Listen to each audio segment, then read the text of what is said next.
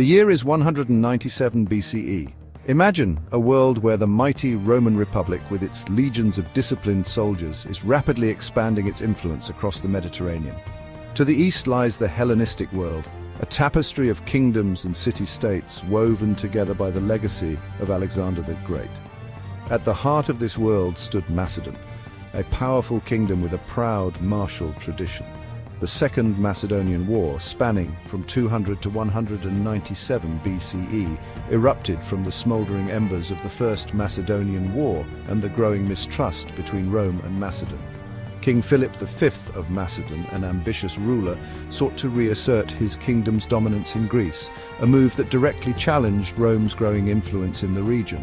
Rome, ever wary of potential rivals, saw Philip's actions as a threat to its interests and declared war.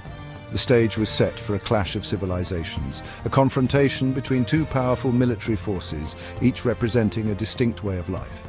On one side, the disciplined legions of Rome, known for their adaptability and tactical flexibility. On the other, the mighty Macedonian Phalanx, a seemingly impenetrable wall of bronze and iron, a symbol of Macedonian military might. The outcome of this war would have far-reaching consequences, shaping the destiny of both the Roman and Hellenistic worlds for centuries to come, and it was on the dusty plains of Cynoscephalae in the heart of Thessaly that the fate of empires hung in the balance.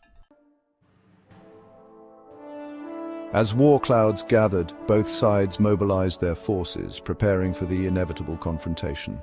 The Roman war machine, a testament to their organizational prowess, swung into action. Leading the Roman forces was Titus Quinctius Flamininus, a skilled general known for his strategic acumen and diplomatic finesse. He commanded a formidable army, comprising 2 Roman legions, allied Italian troops, and contingents from the Aetolian League, their Greek allies. The Macedonian army, under the command of King Philip V, was a force to be reckoned with.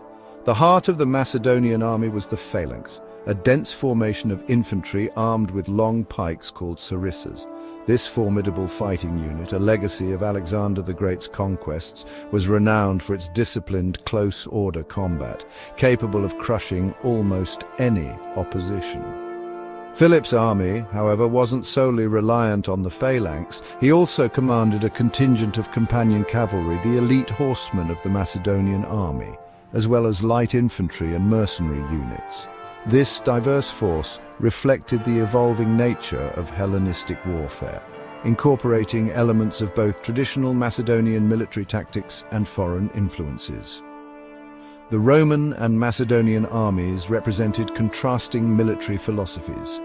The Romans, known for their adaptability and tactical flexibility, relied on a combination of disciplined formations, strategic maneuvering, and coordinated assaults. The Macedonians, on the other hand, placed their faith in the sheer shock value of the Phalanx, its massive frontal assault often proving decisive in battle. As the two armies prepared for battle, the tension was palpable. Both sides were aware that the outcome of this clash would have significant ramifications for the balance of power in the ancient world. The stage for this epic encounter was set at Cynoscephalae, a range of low hills in Thessaly, its name meaning dog's heads in Greek, perhaps a reference to the shape of the hills. The terrain, while not overly challenging, would play a crucial role in the unfolding drama of the battle. The Roman army, deployed in its usual 3-line formation, occupied a slightly higher ground on the slopes of the hills. The first line consisted of the hastati, younger legionaries who would bear the brunt of the initial enemy assault. Behind them stood the principes, more experienced soldiers ready to reinforce the front line or exploit any breakthroughs. Finally, in reserve were the triarii, veteran soldiers who would only be committed to battle at critical moments. Philip, confident in the might of his phalanx, deployed his forces on the lower ground. The Macedonian phalanx, a formidable wall of bronze and iron, formed the center of his battle line. On the flanks were positioned the companion cavalry, light infantry, and mercenary units, tasked with protecting the phalanx's vulnerable sides and exploiting any gaps in the enemy's line. The battlefield fell silent, the air thick with anticipation. Both sides stood ready, their weapons glinting in the morning sun. The fate of empires, the destiny of nations, hung in the balance, awaiting the clash of arms. Section 4. steel meets steel. The battle begins and initial skirmishes ensue. The silence was shattered by the blare of Roman trumpets and the rhythmic beating of Macedonian drums. The Battle of Cynoscephalae, a clash of civilizations, had begun. The initial engagement was a chaotic affair, a whirlwind of dust, noise and clashing metal. The Roman light infantry and allied troops skirmished with their Macedonian counterparts, a prelude to the main event. On the Roman right flank, the Aetolian cavalry, eager to prove their worth, clashed fiercely with the Macedonian cavalry, their cries and the thunder of hooves echoing across the battlefield. Meanwhile, on the Roman left, the legions advanced steadily, their disciplined formations holding firm against the initial Macedonian onslaught. The Macedonian Phalanx, a seemingly unstoppable force, surged forward, its long pikes lowered, ready to impale any Roman foolish enough to stand in its path. The initial clashes proved inconclusive. The Roman legions, though hard-pressed by the Macedonian assault, held their ground, their discipline and training proving their worth. The Macedonian Phalanx, while formidable in its frontal assault, struggled to maintain its cohesion on the uneven terrain, its flanks vulnerable to flanking maneuvers. As the battle raged, both sides sought an advantage, a decisive breakthrough that would tip the scales in their favor. The outcome of the battle, and perhaps the war, hung in the balance, each clash of arms, each maneuver carrying the weight of history. Section 5. The tide turns. Roman flexibility versus Macedonian rigidity. As the battle progressed, the Roman legion's tactical flexibility began to tell. Flamininus, observing the battle unfold, noticed a crucial weakness in the Macedonian deployment. The Macedonian right wing, commanded by Philip himself, had advanced too far ahead of the rest of the line, becoming isolated on the crest of one of the hills. Seizing this opportunity, Flamininus ordered a counterattack. Roman legionaries, their shields locked tight, charged uphill, their short swords thrusting at the exposed flanks of the Macedonian phalanx. The Macedonian right wing, caught off guard and unable to maneuver effectively on the uneven terrain, began to crumble under the relentless Roman assault.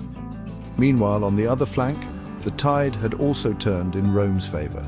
A Roman tribune, observing the Macedonian left wing still in its marching formation and unprepared for battle, took the initiative.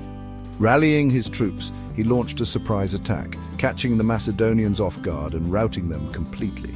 The Macedonian center, the once mighty Phalanx, now found itself isolated, attacked from both flanks by the relentless Roman legions. The Phalanx, despite its formidable reputation, was vulnerable to flanking attacks, its long pikes proving more of a hindrance than an asset in close-quarters combat. The Roman victory was now a matter of time. The Macedonian army, its formations broken, its morale shattered, began to disintegrate.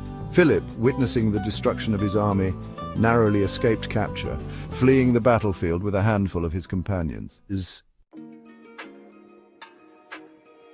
Section 6. Aftermath and consequences. A Roman victory, but at what cost? The dust settled on the plains of Cynoscephalae, revealing the stark reality of the Macedonian defeat.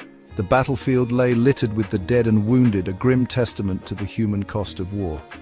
The Macedonian army, once the pride of the Hellenistic world, lay in ruins, its power broken. The Roman victory at Cynoscephalae had far-reaching consequences, marking a turning point in the Second Macedonian War and the balance of power in the ancient world. The battle shattered the myth of Macedonian invincibility, demonstrating the effectiveness of Roman military tactics and their ability to adapt to different opponents and challenging terrain. For Philip V and Macedon, the defeat was a humiliating blow. The Treaty of Tempia, which formally ended the war, stripped Macedon of its foreign possessions, imposed a heavy indemnity, and reduced it to a secondary power within the Hellenistic world. The Romans, however, did not impose a harsh peace. Flamininus, acutely aware of the complexities of Greek politics and the importance of maintaining stability in the region, chose a more conciliatory approach. At the Isthmian Games in 196 BCE, he made a stunning announcement: the freedom of the Greek city-states. This declaration, though motivated by Roman political expediency, was met with jubilation by the Greeks, who hailed Flamininus as a liberator. The Battle of Cynoscephalae marked the beginning of Rome's dominance in the eastern Mediterranean. It also signaled the decline of the Hellenistic kingdoms, once heirs to Alexander's vast empire, now increasingly drawn into Rome's expanding sphere of influence. Section 7. The Legacy of Cynoscephalae. A shift in power, a new world order.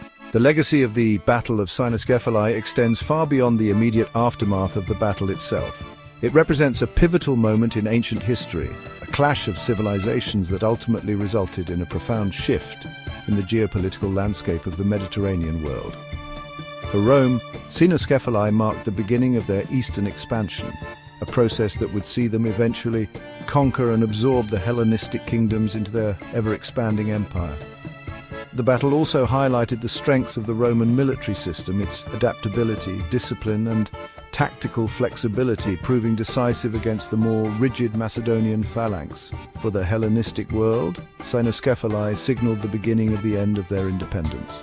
While the Greek city-states initially welcomed Roman intervention as a means of liberation from Macedonian dominance, they would soon find themselves entangled in the web of Roman politics, their freedom proving increasingly illusory.